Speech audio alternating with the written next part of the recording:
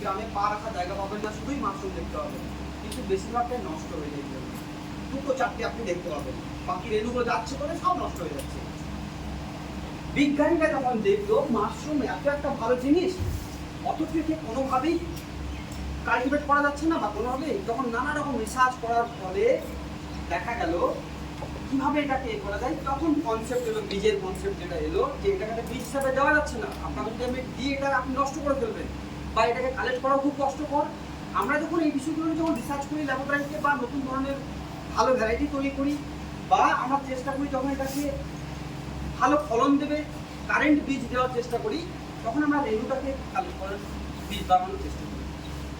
তাছাড়া বাকি টাইমটাতে আমরা যেটা করে থাকি, খুব ভালোভাবে বীজ হয়ে থাকে, নষ্টটা কম হয় তুলনামূলক, সেটা হচ্ছে টিস্যু কালচার।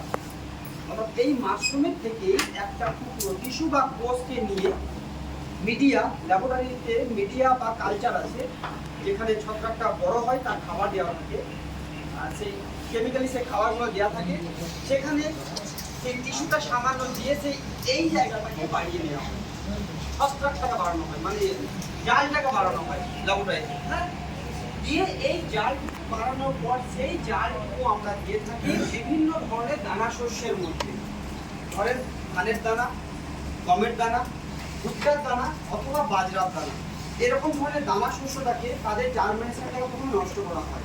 ধান থেকে ধান হবে না, গম থেকে গম হবে না, সেই জার্মিনেশনটাকে আমরা ল্যাবরেটরিতে ফার্স্ট নষ্ট করি।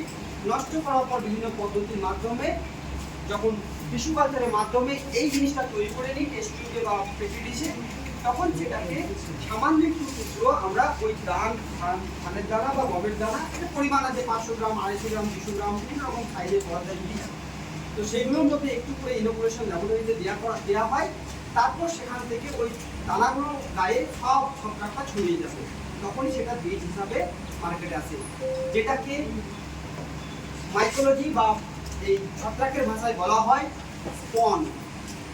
মাশরুমের বীজকে ছত্রাকের ভাষায় বলা হয় স্পন, SPAWN, স্পন, বা আপনি মাশরুমের বীজও বলতে পারেন। তো সেই মাশরুমের বীজ বা স্পনটা অ্যাকচুয়ালি আপনি মার্কেটে যেটা পাবেন সেটা হচ্ছে কোনো না কোনো দানা শস্যের মধ্যে, হয় ধানের দানা, নয় গমের দানা, নাহলে ভুট্টার দানা, এরকম ধরনের দানা শস্যের মধ্যেই আপনি বীজটা দেখতে পারেন। বর্তমানে লিকুইড কালচার, অর্থাৎ লিকুইড বীজ এসেছে। লিকুইড মানে ওর মধ্যে খাবার দেওয়া আছে, লিকুইড ভাবে খাবার দেওয়া আছে, তার সঙ্গে এই মায়োসিনিয়ামগুলোকে দেওয়া আছে, ঠিক আছে? এটাকে নিয়ে আপনি কালটিভেট করতে পারেন, কিন্তু তাতে অনেক ক্রিটিক্যাল, যেহেতু লিকুইড খাবার আছে, তাই সবারই ওখানে জীবাণু আসার সম্ভাবনা অনেক বেশি।